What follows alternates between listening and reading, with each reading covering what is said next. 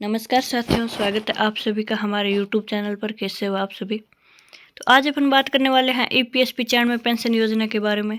तो आप सभी को पता है कि ईपीएस 95 पेंशन योजना है वो 1995 में लागू की गई थी और वृद्धावस्था के लिए पेंशन की बात कही गई है।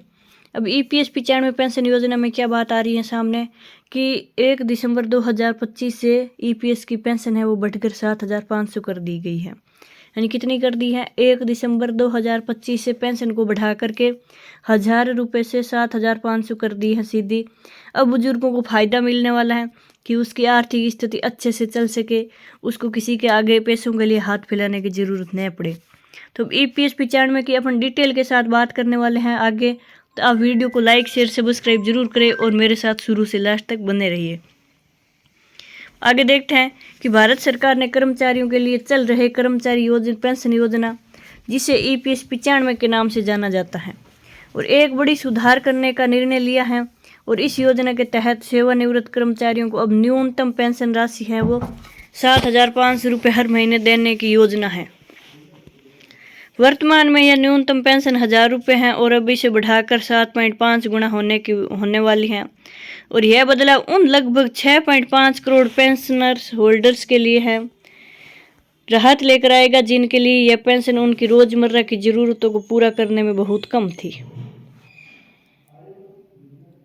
अब ईपीएस 95 यानी कर्मचारी पेंशन योजना 1995 एक सरकारी सामाजिक सुरक्षा योजना है जो कर्मचारियों को उनके कार्यकाल के बाद पेंशन प्रदान करती हैं। और इस पेंशन योजना में नियोक्ता और सरकार दोनों योगदान देते हैं। नियोक्ता वेतन का 8.33% और सरकार 1.16% बजट के माध्यम से योगदान करती हैं। और इस फंड का उपयोग पेंशनधारकों को मासिक पेंशन देने के लिए किया जाता है।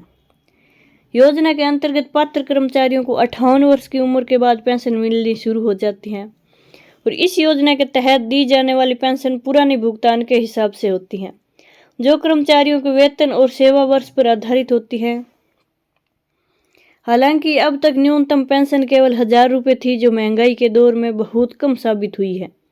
सरकार ने अब इसे बढ़ाने की मंजूरी दे दी है, जिससे सेवानिवृत्त कर्मचारी बेहतर जीवन यापन कर सकेंगे। अब पेंशन बढ़ोतरी का प्रस्ताव और इसके लाभ क्या क्या हैं कि पेंशन बढ़ोतरी का प्रस्ताव और लाभ क्या है वो देखते हैं। कि सरकार ने इस योजना के तहत न्यूनतम पेंशन राशि को 7,500 रुपये तक बढ़ाने का प्रस्ताव स्वीकार किया है। और यह वृद्धि 3 चरणों में पूरी की जाएगी। पहले चरण में पेंशन 5,000 तक बढ़ेगी, दूसरे में 7,000 और तीसरे में 9,000 तक पहुंच सकती है। इसका उद्देश्य यह है कि पेंशनरों पेंशनधारकों को धीरे धीरे वित्तीय लाभ मिले और सरकार की आर्थिक क्षमता भी संभाली जा सके। अब इसके अलावा पेंशन में महंगाई भत्ता डियरनेस अलाउंस भी शामिल किया जाएगा, जो कि रोजमर्रा के खर्चों में बढ़ोतरी को ध्यान में रखता है। और पेंशनधारक को अब अपना अंतिम वेतन आधार बनाकर पेंशन लेने का विकल्प मिलेगा, जो कई मामलों में पेंशन राशि को ज्यादा करने में मदद करेगा। और योजना के अंतर्गत पेंशनधारी की मृत्यु के बाद उनके 2 बच्चों को भी 25 वर्ष तक पेंशन मिलती रहेगी, जिससे परिवार को आर्थिक सुरक्षा मिलती है। अब है कि पेंशन बढ़ोतरी के लिए सरकार की क्या भूमिका है वो बात कर लेते हैं सरकार की भूमिका के बारे में। अब सरकार इस योजना को सफल बनाने के लिए बजट पर्याप्त राशि आवंटित करेगी और इसके साथ ही कर्मचारी भविष्य निधि संगठन को भी अधिक वित्तीय समर्थन मिलेगा ताकि पेंशन भुगतान में रुकावट न हो। श्रम मंत्रालय और केंद्रीय बोर्ड ऑफ ट्रस्टीज को इस बढ़ोतरी को लागू करने और निगरानी करने का काम सौंपा गया है।